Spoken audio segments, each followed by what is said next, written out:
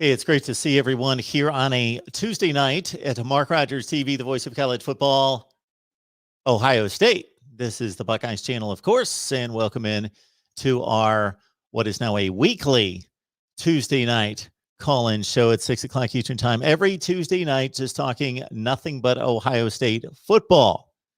So welcome in fan bases from all over. You don't have to be a Buckeyes fan to join in the live chat, but if you're going to call and I'm going to respond to any comments in the live chat, they're going to be Ohio State only, of course, because this is our Ohio State channel. So we appreciate everybody's support here. We have built this out to about 2,000 subscribers and hope that it explodes over the next year. And we launch the next Ohio State football season in 2021 in style. We've got our first call coming in here. Still working on some technicalities here. This thing's a bit loud, so I got to adjust. All right, Mark Rogers TV, the voice of college football. Who's on the line?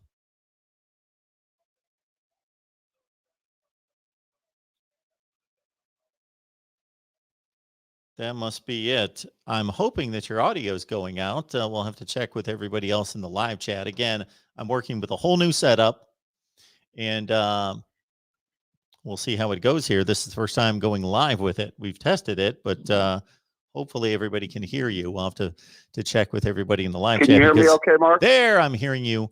Unfortunately, okay. the phone calls are defaulting to another setting, and so then I have to keep punching it back over to the correct setting. So I didn't hear the beginning of that, but I got you now, David. How you doing tonight? I'm doing great, Mark. Always good to talk college football with you, and particularly talk about the Buckeyes. Hey, you were doing the disputed national championships. Yes. Okay. I got two pertaining to Ohio State. I don't know if you've researched. One's an older one, and one I think you already commented. Did you say that they deserved a share of it in 1996? I can see why the voters went the Florida route, because they were able to avenge the loss, and their bowl game victory over a top 5 opponent was more decisive. So I understand the viewpoint, or I understand the voting decision. And, you know, in a perfect world, David, of course, the AP voters and the USA Today voters, the coaches poll would get together and say, okay, we've got two teams here and they each have earned a national championship, so we need to split our vote. So you guys vote for Ohio State and we'll vote for Florida. But of course, it doesn't work that way. So everybody votes as their conscience and evaluation allows, and then you get the result that we got in 1996 and in 1994 and other seasons, and then we get a split vote in 91 and 97 and other times. So it not being a perfect world, I think there's this thought process by some college football fans that there was a unanimous national championship just because the voting lined up a certain way, as opposed to it just happened to be split in other years. Okay. All right. Well, let me put out the case for Ohio State, and I think we touched upon this before, but certainly Steve Spurrier should send thank you letters to John Cooper for helping his team win the national championship. Obviously, I think he should also send thank you letters to John Makovic, who knocked off Nebraska, because remember, Nebraska played Texas in the first ever Big 12 title game, upset them, and it was going to be Florida State, Nebraska, again for the national championship in 96, but that allowed the rematch with Florida and Florida State, of course, in the Sugar Bowl. But I will say this for Ohio State's case. Ohio State had 3 quality victories that year.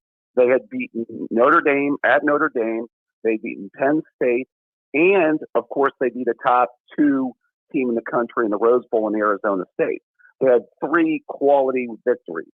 From what I remember, Florida had 2 really quality victories.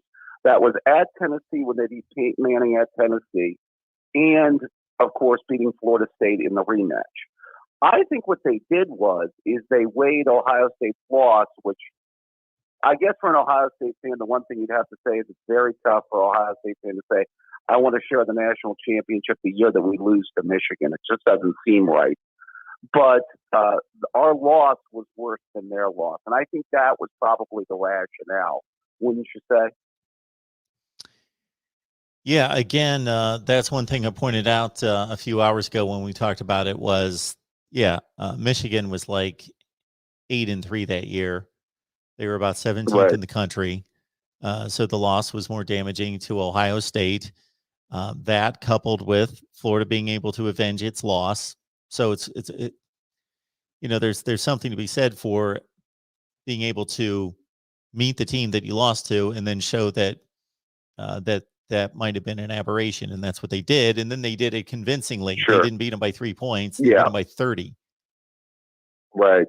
Yeah, they beat them bad in that Sugar Bowl. And they only lost by 3 points. It was a really close game at Tallahassee when they lost to them at the end of the season. Yes. So, and then they played them again on the neutral field, and like you said, beat them decisively.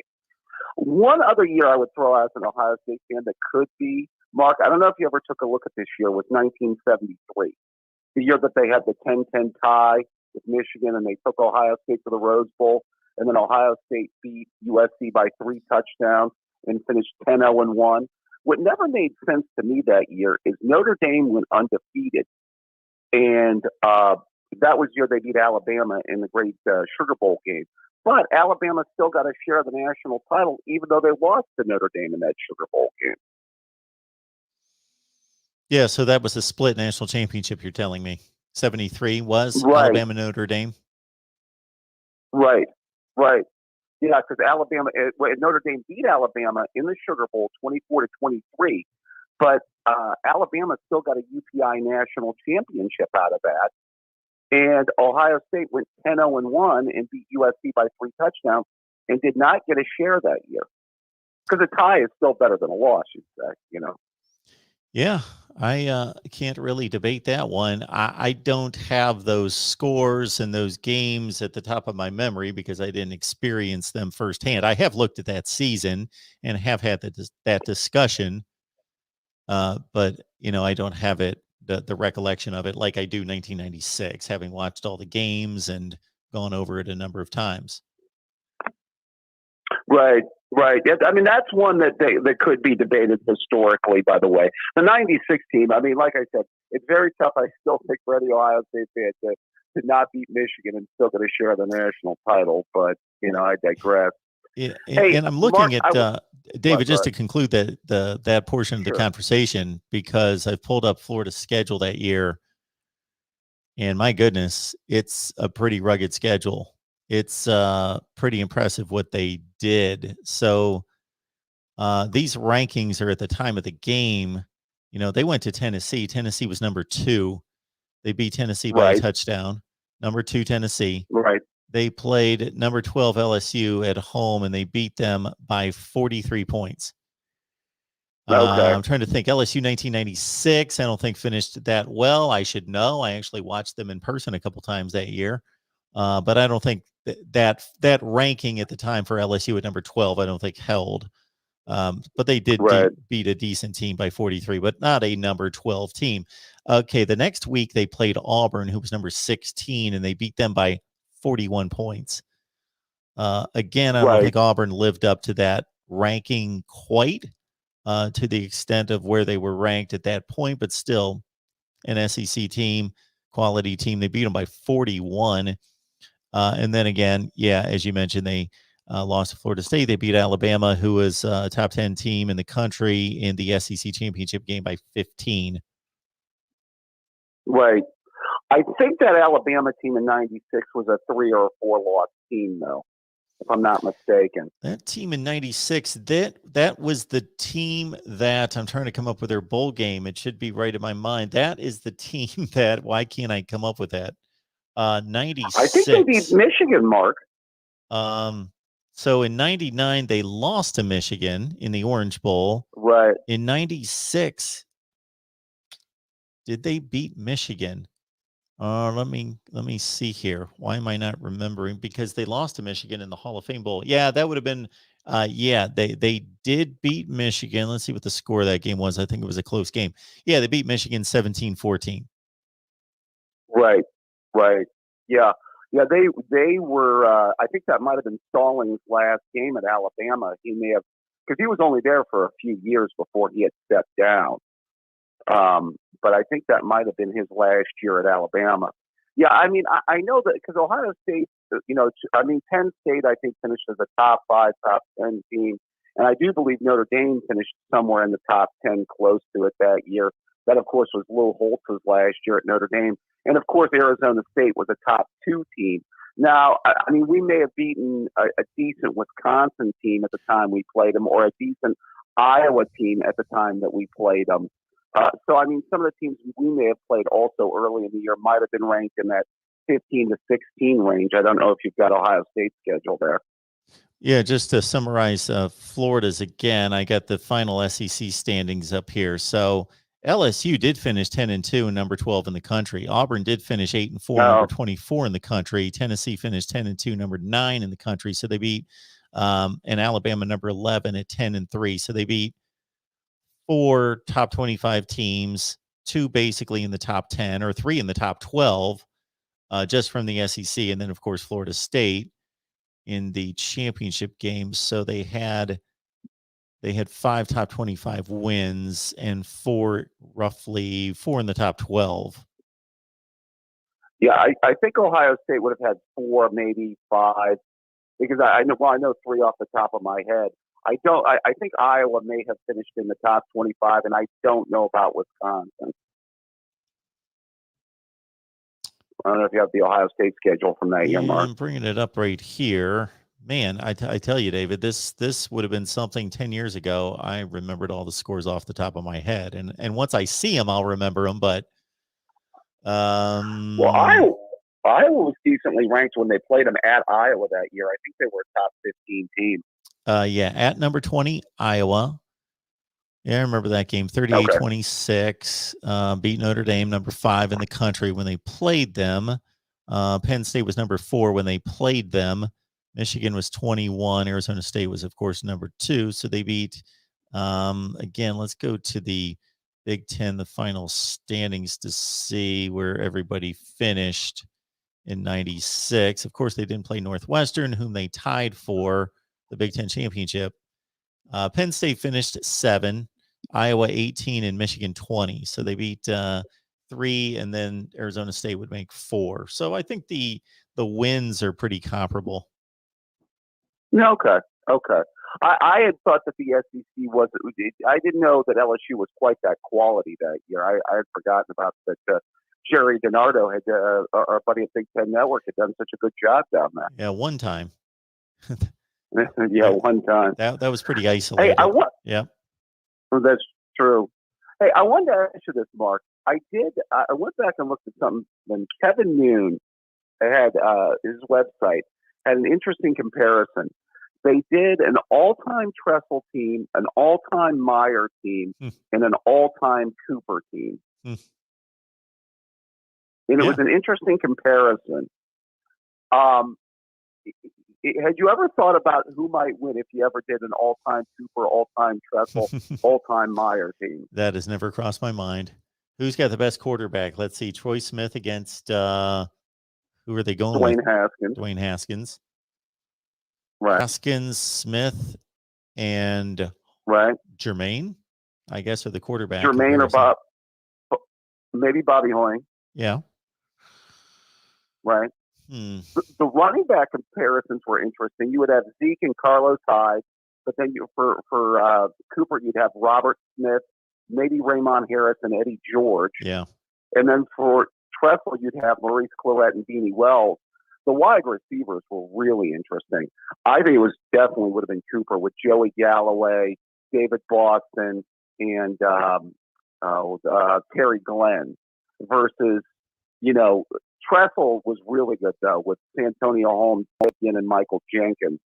Of course, Tressel, Meyer not bad with Michael Thomas, Devin Smith, and Paris Campbell. Mm-hmm. Yeah, they're all loaded. Of course, Meyer's wide receiver core is not going to be as accomplished at this point for us to make a judgment on that, where the others are near legendary in their accomplishments at the NFL level as well. uh, we're going to easily throw around the comparisons between the skill position players, but it would probably in a real game would come down to who's going to win in the trenches. Right. Well, that's the one thing that the Cooper would have. You know what? You know what would be interesting, Mark? The two defensive ends for Urban Meyer would be Nick and Joey Bosa, but the two offensive tackles for John Cooper would be the late Corey Stringer and Orlando Pace. Yeah. Yeah. That's stellar. If I could pick two guys to block the Bosas, it probably could be Corey Stringer and Orlando Pace. Sure. Yeah. The secondaries would be loaded across the board. Maybe the Cooper and Urban Meyer secondaries might have an edge. Yeah. Yeah. Well, yeah, because you'd have Springfield and Springs and Winfield for John Cooper versus like a Denzel Ward, maybe a Marshawn Lattimore, maybe an Eli Apple for Meyer. Cooper or Tressel wouldn't be bad with a Malcolm Jenkins and a Chris Gamble. Sure. Yeah, it's it is an interesting debate. I'd never really my mind must not work like that to put those teams together to match them up. Yeah, it was just interesting to me, kind of looking back on it. It still obviously frustrates me when I look back at how much talent was in the Cooper era, and didn't obviously win the ultimate prize. But we've had that discussion before. But yeah, it kind of pains me when it comes to that. Hey, by the way, when you were doing the most prestigious jobs in college football, did you just do a ranking of the teams on that, Mark, or did you put out an official list on that? I saw you did something on that the other day. Yeah, so basically what happened there is, I don't know if you caught the Gus Malzahn comment at his introductory news conference for UCF, and he mentioned that it was one of the 20 best jobs in the country.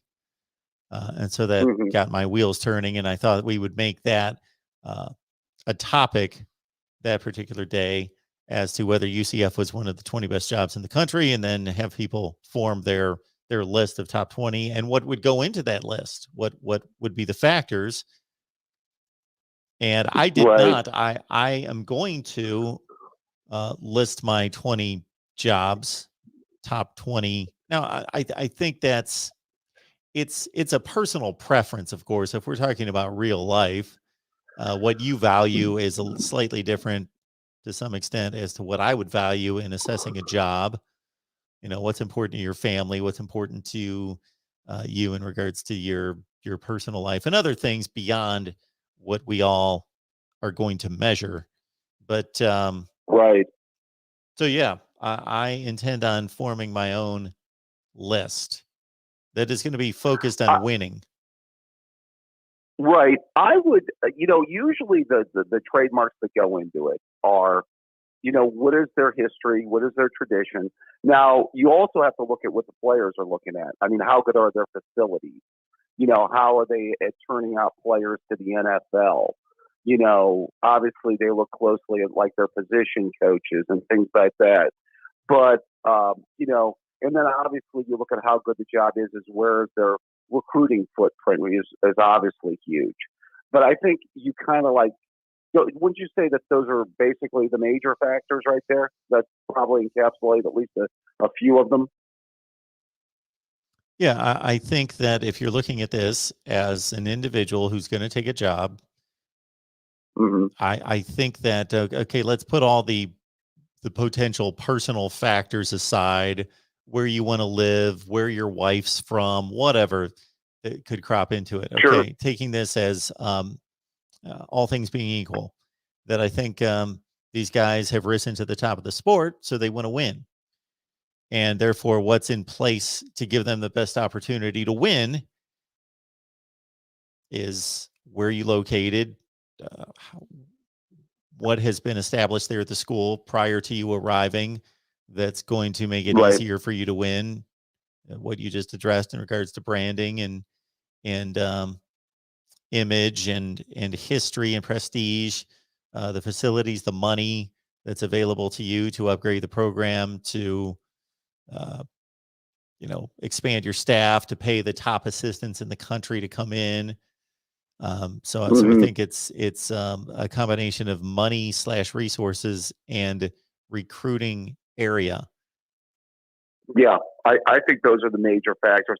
I do think that the student athletes today look at history, but they look at recent history because that's the only history that they know. So they're looking, and that's why I said that they take a look at, let's say, maybe in the last couple years, what that school has produced when it comes to NFL players. And that's why I was going with, I mean, obviously right now, but yeah, I mentioned this to you before, the top two schools when it comes to players on active NFL rosters are Ohio State and Alabama. That probably comes as a surprise to nobody. So, and I'm sure that's something that the student athletes know. So they have a pretty good idea of the schools that are turning out the NFL players. So I would say that when it comes to history, but I would mean it to be recent history. So, and that's the other thing, Mark, and I think you may have made mention of this. Certain jobs are at a different place when we come to ranking them at certain times, right? Mm-hmm. Because if we'd have ranked Florida State in the 90s or Miami in the 80s or the 90s, those jobs would have looked a lot more advantageous then than they do in 2021. Right? Yeah. I'm also weighing what you're talking about concerning the preparation for the NFL, because you can kind of look at that a couple different ways. In that we know that the NFL is littered with players from Troy and Louisiana Monroe and all over the place. So I don't think it's I don't think it's a case of needing to showcase your abilities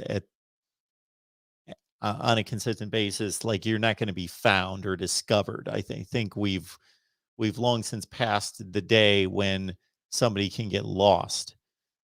There's just too much television, and there's just too much information and too much video on everybody.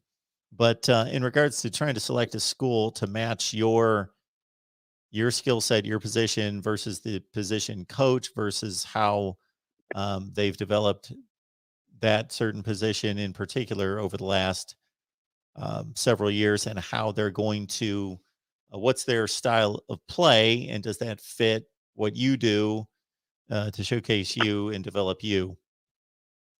Right. Well, that's why, like, a position coach, or we mentioned with Ohio State, would be like Larry Johnson at Ohio State. Those defensive linemen would take a look at his history of having, Chase Young, Nick Bosa, Joey Bosa, sending these defensive linemen to the NFL.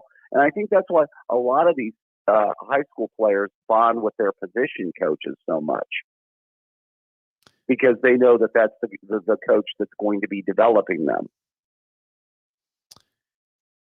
I wonder if there's also a negative factor to showing up at an Alabama where your position may just be stacked with high 4 stars and 5 stars and not getting the opportunity. Now, you should be able to compete. If you're going to play in the NFL someday, then you should be able to get the opportunity to win the job and get the playing time that you need there. At the same time, we have seen backups at that level of school play well at the next level. So, if you don't develop early in your career at a place like that, then it may be to your detriment to be at Alabama, where I've made the comment a number of times. I think it's a positive at a place like Alabama, at Ohio State, not for the NFL development, but for the development of that particular position, that, hey, regardless of what your star ranking is, there's a line of other guys that are similar to you. So if you don't bust your tail and learn your position and do all the right things, then they'll just move on to the next guy and play 3 other guys at wide receiver, and you'll miss the rotation of 6. Whereas I got to think that even at a high level school, I'll just throw out a mid-tier Big Ten, ACC, SEC school, that if you're the one high 4-star at wide receiver, sure, you still need to play well, or they're going to look to other guys to play. But that there's more of a cushion that because you're more talented than the position group, that you're, unless you really screw up, are going to play. Right. Well, I think the thing that's also given them a little bit of the out, we've talked about this before, Mark, is the transfer portal, which is basically college football free agency. And I think that so many of these, we've seen it definitely at the quarterback position, as we talked about many a times, that, yeah, I'm one of 4 quarterbacks there, but guess what? My out plan is that if this doesn't work out, I'm going to hit up the transfer portal. Not saying that always works out, but I think, I think the student athletes going into Alabama or Ohio State or one of these major schools know that if I don't win the job, that's always plan B. Oh, sure. Right. Yeah. So, hey, I want to give you my quick top 10 ranking on this, by the way, and run it down with you. I would say, first of all, I'm trying to think of it because I don't necessarily have it in a particular order. So I just want to kind of get the 10 out there. Obviously, Alabama and Ohio State. The one that I wrestle with is Clemson, because there was a time Clemson wasn't a top 10 job. Now, if Dabo Sweeney retired, let's say, and not that he's going to because he's a young guy, but he retired within the next 2 years, it would have to be considered a top 3 job. Would it not, Mark, or does it became a top 10 job because of him? Yeah, until proven otherwise. That's how I look at it. Okay. So we would start with the top 3. I thought Georgia was a top 10 job even before Kirby took it over. Even in the Mark Richt days, I've always thought that was a top 10 job, wouldn't you say? Yeah, I believe so. Okay. I would still put Texas in that category because, at least in the top 10, some would have it in the top 5. I would still put USC in my top 10 because of the recruiting base and, of course, and they have fairly recent history, although it's getting further and further from, their heyday. So that's 6. I think I would still put Florida up there, Mark. Would you put them in your top 10? I am catching up with your top 10 as I jot them down. Florida in the top 10. So you've got Ohio State, Georgia, Alabama, USC, Texas, and then Clemson. Oh, Clemson's 6. Florida would be Well, that's 7. why I was asking you. Yeah, not in order, Yeah. but a collection of 7 if Florida makes it. Right. And who else? All right, that's at 7. Another program that would be in the top 10, probably been in the top 10 for a long time, is Oklahoma. Sure. So that's 8. Now 9 and 10 becomes interesting. What I put up there, and again, this is no specific order here, but I think I would put LSU in my top 10. Okay. Because of recruiting base, and they also have really good, at least recent history and recent tradition. So I would put them in my top 10, and then I would still probably put Notre Dame in my top 10. Okay. So no Michigan, no Penn State. And I don't know that anyone would go crazy about Texas A&M no longer being or not being in that top 10. So the one thing that I brought up concerning USC, that would be the only knock against, well, I'll say 2 against USC would be, number 1, and this doesn't even need to be a factor for some people, but it depends. Do you want to be the number 1 game in town? Or do you want to be the 5th sports option? Do you want to be Tuscaloosa, Columbus, Ann Arbor, Happy Valley? You're number 1, regardless. All the attention's on you. Or do you want to win a Pac-12 championship and even maybe a national championship? It's still certainly that week you're going to grab all the headlines. But even a national championship, I guess, at USC, if we went back and were able to experience it in the moment, was probably sent to the back burner pretty quickly in favor of the Dodgers, the Lakers, and the NFL teams. Well, the NFL teams now. Right. Well, here's the thing, Mark. I actually was saying a few years back that there was a case that you could make that USC is as good or better than any job in the country. You could even make a plausible case at one time, and maybe, and this was even a few years ago when both the Texas and the USC jobs were open, that those were maybe the two best jobs in America, or right up there, because of the recruiting base, the tradition, and on top of that, both of those teams, like you said with Texas, they just have to compete with Oklahoma for the Big 12. USC, that's the other thing. USC could be the Ohio State of the Pac-12. Yeah. If they were, clicking on that type of recruiting level, where they were pulling in their top 2 or 3 classes every year, kind of like they basically did during the Carroll years, because the rest of that conference just couldn't keep up with them. When they're hitting on that top 2 or 3 type recruiting level. That's why I think that job is also so advantageous, because of also maybe the lack of really, really strong competition. Don't you also think that that's another factor? Yeah, and I think that kind of ties into the respect and the attention given to these conferences, meaning that if a team in the SEC doesn't go to the SEC championship game and still plays in the Sugar Bowl, still plays in a decent bowl game, still finishes in the top 10, there's a lot of attention given to that team still. Whereas I don't know in the Pac-12 the way it stands right now, and I'm not saying that this is right or this is fair, and it certainly can't be measured very easily, at least, that if USC owns the Pac-12, but they're not going to the playoff regularly, that most of College Football Nation would care. Right. Well, I would just say, I'm just speaking from the standpoint of the ability to win and just how advantageous of a job that is. Now, I don't know if your USC people are saying that it's as advantageous of a job as it once was because of where the program is at right now. I've said that I think if USC got good again, I also think that would also make the Pac-12 a much more relevant conference as well. Because I think they're clearly the number one program in that conference. So you need your number one program to be playing at a high level.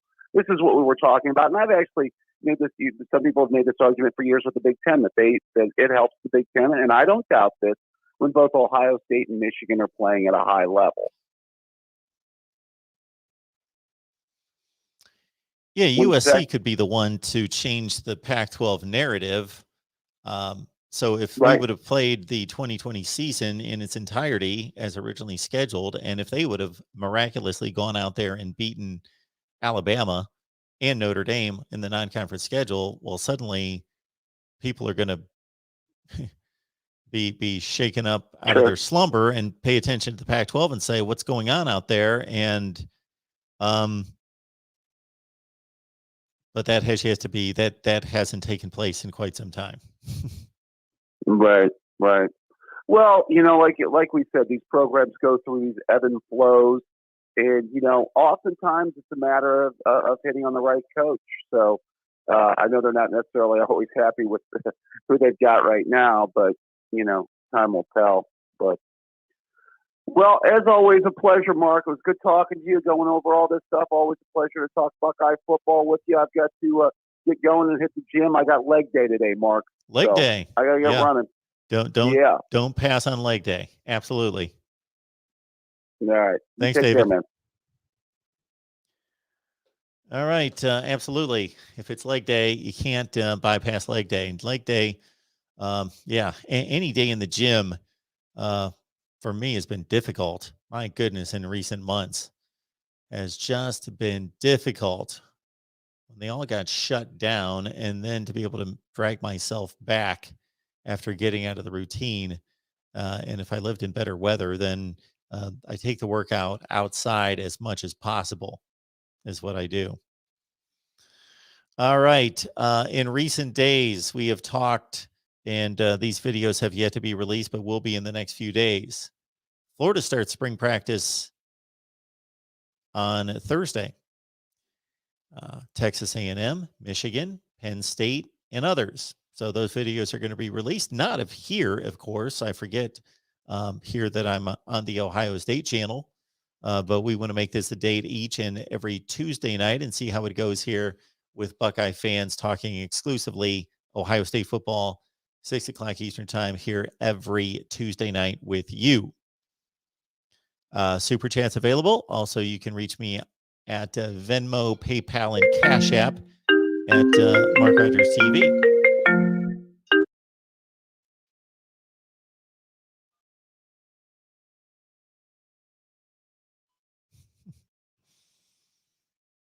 Hey, it's Mark Rogers TV, the voice of college football. Who's on the line? Hey, Mark. Dave Knight. How are you, sir? Hey, Dave. I'm doing well. What's going on tonight?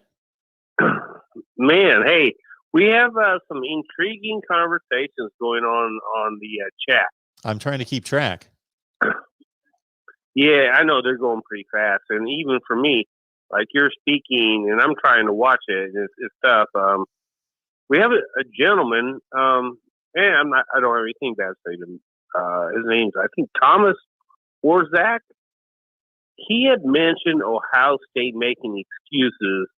And Mark, like for me, it's Notre Dame first, Purdue second, Ohio State third. I've never, in my time being a Subway alumni Ohio State fan, heard them make excuses about anything. I mean, have you? Well, I'm looking at Thomas's last comment here. Ohio State scored 2. I think that's supposed to be touchdowns last year against Clemson. Would they have scored many more against LSU? Maybe not. So there's an argument, obviously, about the would-be Ohio State LSU game because Ohio State, I think it's pretty well established. I'm not going to say that they had that game stolen from them in 2019, but every questionable call went against them in that game. And we can debate all night whether they would have hung with LSU. I think we get a bit sidetracked by the final score of the Clemson LSU game, which was 42-25. The game was 28-25 with 8 or 9 minutes left in the game. So it wasn't a blowout from the start of the game. It was a competitive game for almost the entire game. Okay, well, since you are trying to be a diplomatic person, I'll speak for you. Actually, it's for me. I think those 2 calls in the game against Clemson and Ohio State were they were deafening blows. The Shaun Wade hit on snowplow. I'm Trevor Lawrence. I have a bad habit of calling him snowplow, but he ducked into that hit. That's not targeting. He ducked into it. And then the strip,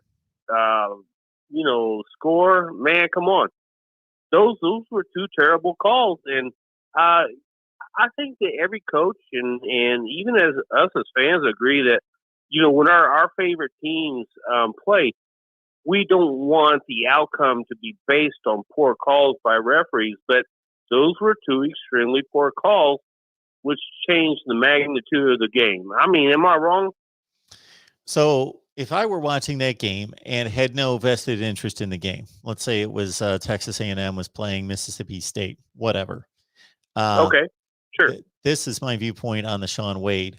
I think it's been pointed out, Mike 3883, that if you take the targeting rule as it is listed in the book, in the rule book, that it was called properly. It's been a long time since I saw the play, but you're right.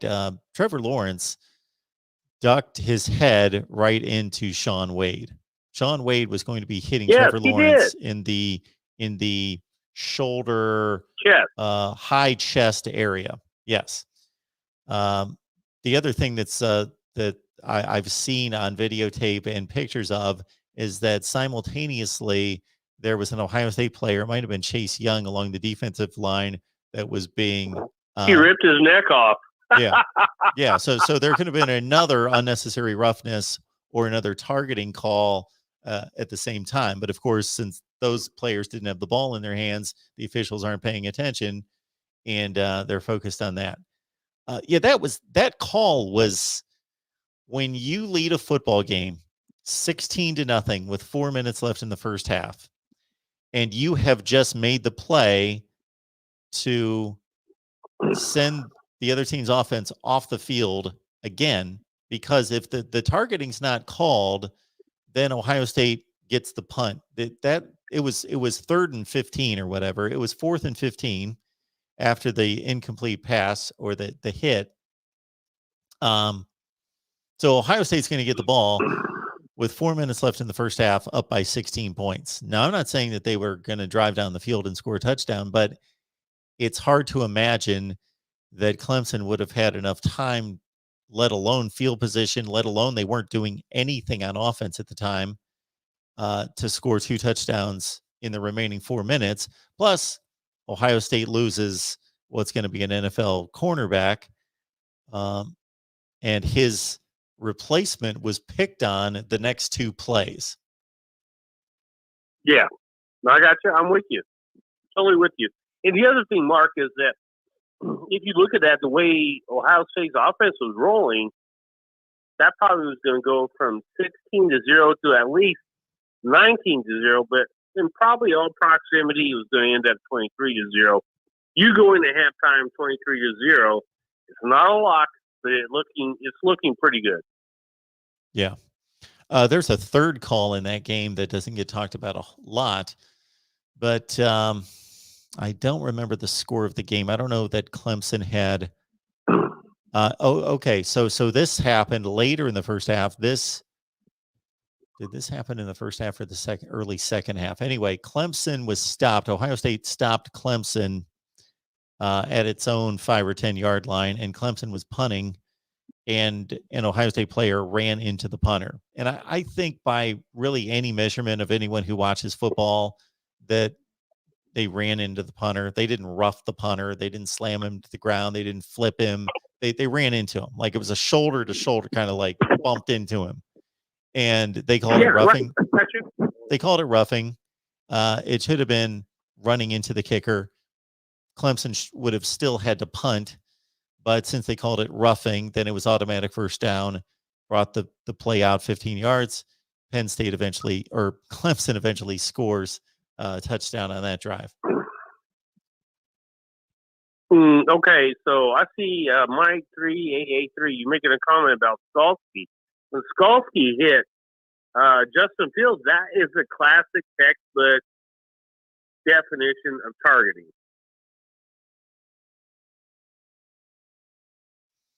Yeah, I don't think there was any question about that call.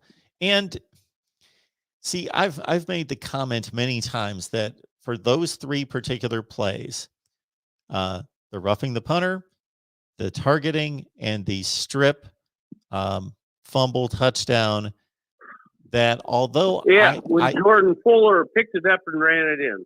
Yeah, although I did not consider any of those to be horrible calls, I did think that they all should have been called the other way. I thought that they were all, I don't think that they were clear cut the other way, but well, maybe the strip was, but he took 3 steps and he held the ball. He held the ball long enough. Hey, Mark. Yeah. That was an obvious catch. It was an obvious catch. Yeah, he caught the ball at his midsection. He lifted it up to get it away from the defender and then brought it down, and he turned and he took 3 steps.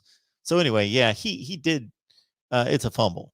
So anyway, the point I'm making is that it's not as though one of them went Ohio State's way and 2 went Clemson's way, or 2 Ohio State. They all 3 could have been called the other way, but they were all called in favor of Clemson, and they were all severely damaging.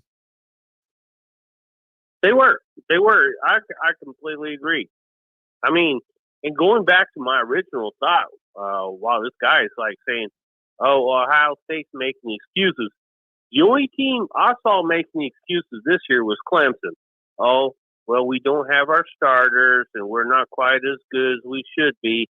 And Trevor Lawrence is not starting. Well, guess what? Your young man backup, who's going to make everybody in the world forget about Trevor Lawrence, was throwing strikes, and that dude was piling up yardage.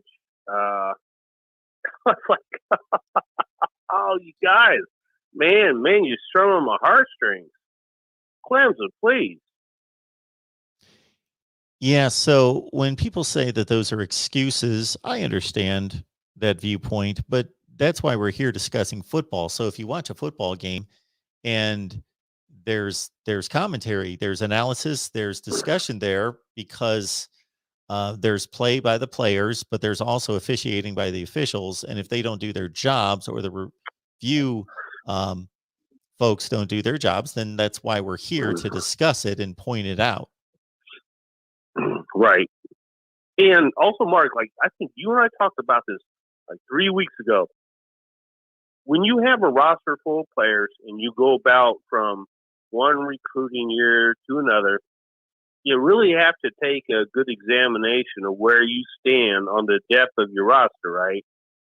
So you're going to recruit to that to make sure you fill those voids where, quite honestly, either guys are hurt or they're getting ready to go to the NFL or they're going to graduate from college. And maybe they don't go to the NFL, but they're still going to be graduates, and that's a great thing for a young man to graduate from college. I mean, I love that. But if you look at the NFL draft, they're like saying, man, how good is this guy? How well is he going to fit in with the team? Sometimes I think recruiting should be evaluated in that same manner, which would be more difficult because, you know, they do position guys at positions other than maybe they played in high school, right? Because they fit a different scheme. But what I'm saying is that if you're a top 3 team, you know, until something unforeseeable happens, the top 3 teams are going to be Ohio State, it's going to be Alabama, it's going to be Clemson. You know, we all know that. But for Clemson, keep crying about we don't have our starters in there. Well, I'm sorry, man. You had top 5 classes. If you didn't have the wherewithal to pull the guys in that you needed to, man, quit the crying. It's next man in. You have an 85-man roster. And for this guy here on the side chat to say, well, Ohio State makes excuses. I've never heard that in my life. Never. That's just me. Yeah, we all see it from a different perspective. We all see it from the bias that we have. And I have plainly stated on here a number of times that I don't, while I try to cut it straight, whether I'm here on the Ohio State channel or I'm doing the main channel talking about everybody, that it's my aim, it's my attempt to cut it straight. But we all have biases based on. And you do a great job of that, Mark. But I'm asking you, yeah, whether you're an Ohio State fan or not, have you ever heard Ohio State making excuses for anything? Well, I have not. It would depend on your vantage point of this Clemson game. Because if somebody, and I did have a number of people say that I was making excuses for Ohio State after they lost to Clemson last year. So it depends on your vantage point. If you believe that that game was officiated correctly, then Ohio State's making excuses, or Ohio State fans are. If you don't, if you believe that the game was mismanaged by the officiating crews in the review booth, then you think it's a legitimate argument to say, look at these egregious calls and they changed the game. Yeah. Okay, I'll go along with that. I don't know, man. You're like, even me being a Notre Dame fan, like, when we get caked in, just like, well, they're a better team than us. You know what? What can we do? What can we say? I don't think there's anything wrong with fans thinking that their team's better, or just not even fans. I watch football games that I have no investment in, and a team may lose the game, but I still believe that they're the better team. Do I think that they should get the rewards of winning the game or be evaluated as such? No, they lost the game. I'm a firm believer. I think everybody can see this from the way I rank teams and evaluate teams. I'm a firm believer in head to head and letting the results rule over anything else. But we can still make a judgment evaluation of a team that lost a game and still say, you know what? I know what I just watched, but I still believe that team is better. Clemson went on to win a national championship in 2016. And during that season, they lost to a 7-5 Pitt team. Now, does anybody believe that when they left the field, that Pitt was the better football team? No, but they won the game fair and square, and there were no controversial calls in that game. Pitt just beat them. They were the better team on that day. Well, everybody in America still believed Clemson was the better team the next day, but Pitt won the game. So it should be counted in the standings that Pitt won the game. NC State that same season, had a decent enough field goal kicker to make a 30-yard kick with 5 seconds left in the game, would have beaten Clemson. And Clemson, that 2016 national championship would have been evaporated because they would have lost to a pretty marginal NC State team too. So there's 2 games that Clemson did not show themselves to be a very good team. And they lost one of them, and they were given a golden opportunity in the other one. And they won in overtime, and it afforded them the opportunity to get better and better and better as the season went on and win the national championship. Sure.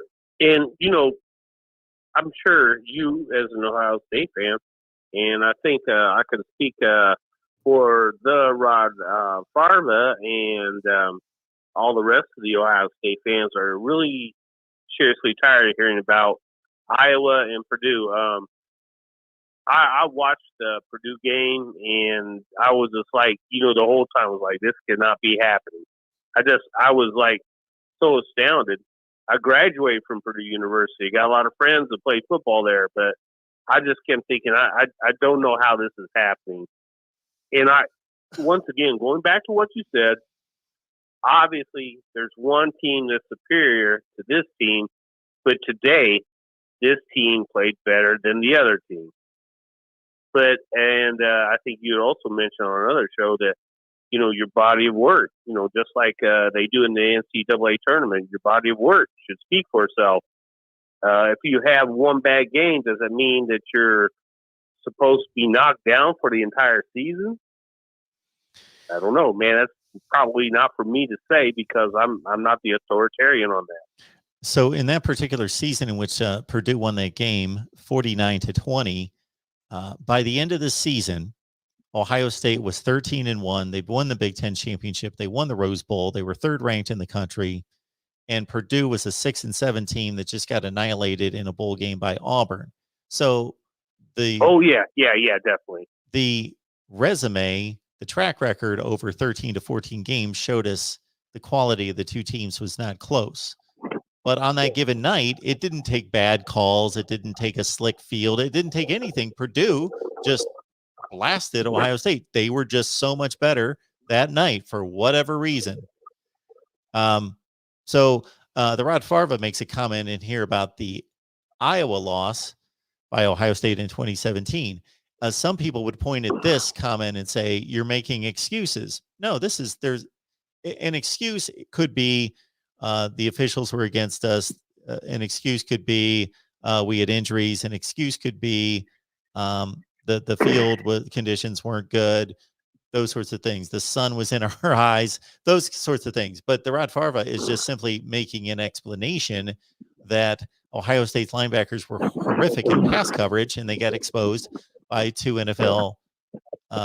future NFL tight ends at Iowa. Well, that's an explanation of what happened. Ohio State's linebackers were not good enough, and Iowa was the one team on the schedule that knew how to exploit that and had the capability to do it.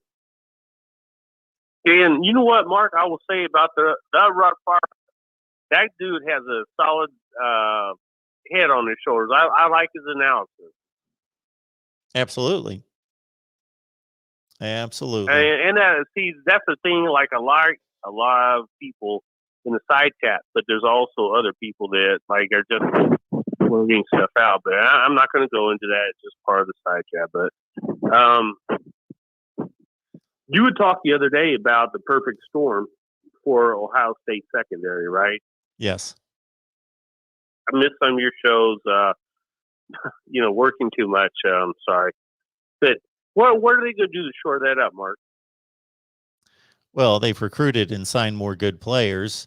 They're hopefully going to be healthy because they weren't healthy. So many of that perfect storm had to do with players getting hurt in season and before season. And but I also think it's coaching. I think that they need to the technique of the corners and the safeties was abysmal, and their approach in learning the scheme and being in the right place for the safeties more so than the corners was bad. So it's coaching. It's just sheer better. I think it's not strength and conditioning. I think it's just coincidence and luck of having bad luck and injuries.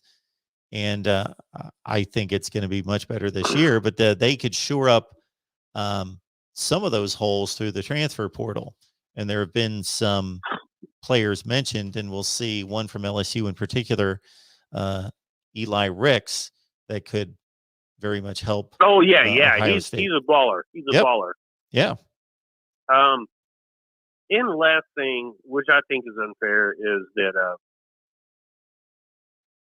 to play only 6 or 7 games, I don't think it was enough time for your secondary really to gel, even the entire defense to gel. And while other pundits were saying, well, Ohio State, they didn't play enough games to be allowed in this, blah, blah, blah, blah, blah.